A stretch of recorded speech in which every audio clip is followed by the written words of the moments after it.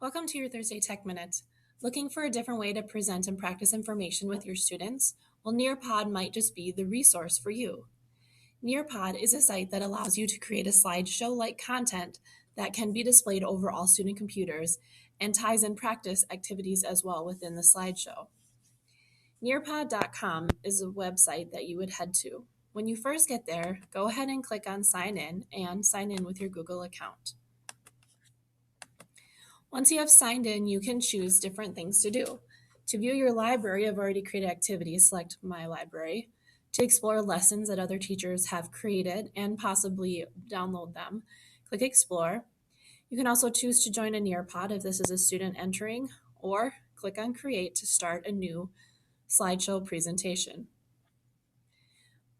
Once you have clicked on Create, there are a couple of options that you can do. You can choose to add slides manually and put your own content in, or Nearpod also offers you the opportunity to upload PowerPoint presentations that you have already created and then add activities within those.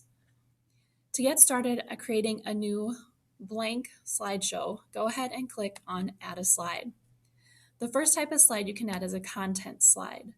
There is a slide editor in which you can specifically edit the slides to make them look how you would like them to look.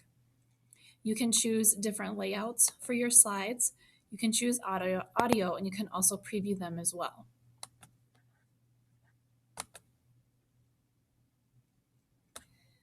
Also under content is the ability just to add information to a slide. Now with the free version of Nearpod, you are limited on how fancy you can get with your slides. You can just put in text, you can put in a picture, or you can put in audio. If you upload the PowerPoint, that gives you a little bit more flexibility in order to add some more graphics and nicer looking information than what Nearpod will offer you in the free version. Other types of content you can add is 3D pictures. You could add a virtual field trip for a limited amount of time.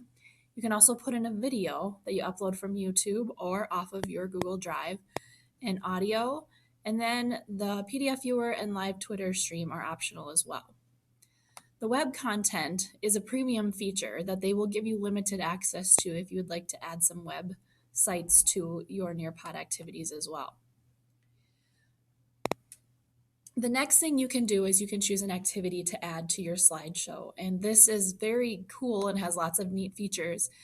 When this comes up, then students complete this activity. So the different types of activities they have are open-ended questions, where you give a question and then students type their response. You can do a poll where students answer questions about a poll. You can do a quiz.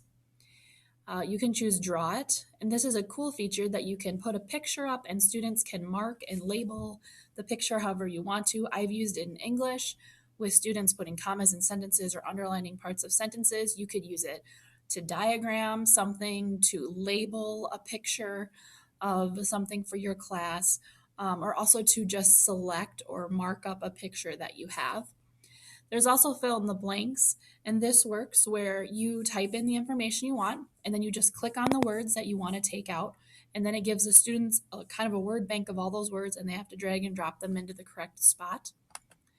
And it also has a memory test, which I haven't used as much because it's not as user-friendly and I don't like the way it's set up.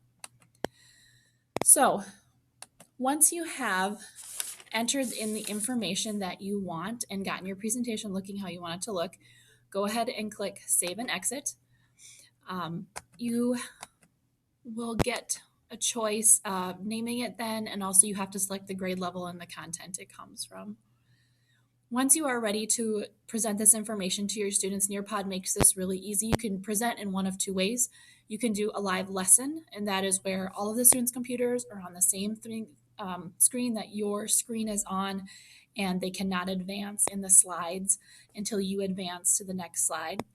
Or there's also the student-paced option, where all the students have the same content, but they can go through the slides as quickly or as slowly as they need to. When you decide what you want, go ahead and click the type of lesson you want. I usually do a live lesson. I put my students in a circle, and I'm on a Chromebook with them as well. And then I use Land School to put their computer screens up on my smartboard so I can make sure everybody is logged in on the correct screen, because they can switch tabs during the presentation and get off of the Nearpod tab, or keep it open and come back to it. So every Nearpod lesson has a code, and that code does not change. You can choose to email it, share it, link it, or the cool feature I like is you can put it on Google Classroom.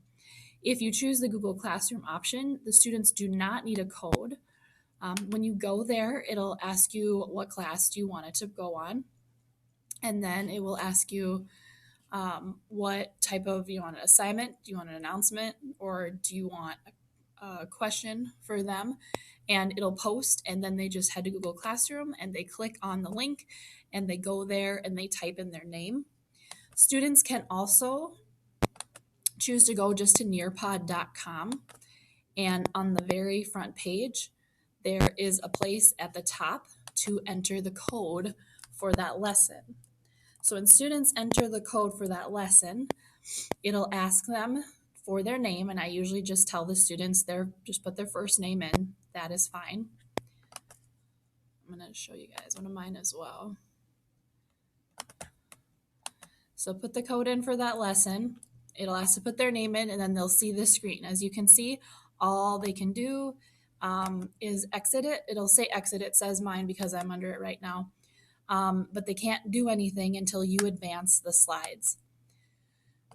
So as you are going through the slides, one cool feature is down the left hand. You can see the students as they join. It'll say their name, and it also gives you an option to remove them if they put an inappropriate name in. You can also choose to advance to different slides. If you maybe ended on a certain slide, you need to come back to it the next day. And you can also choose to show the names. Nearpod offers a really neat feature.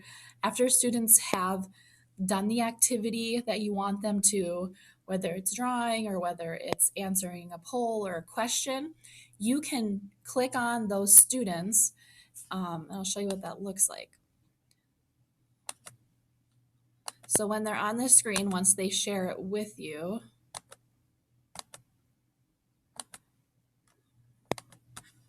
you'll see all of the student screens up, and then you can click on a student and you can click share, and it'll share that information to all the students. And you can choose either to hide the student names when you do this, or you can choose to show the student names. It's up to you.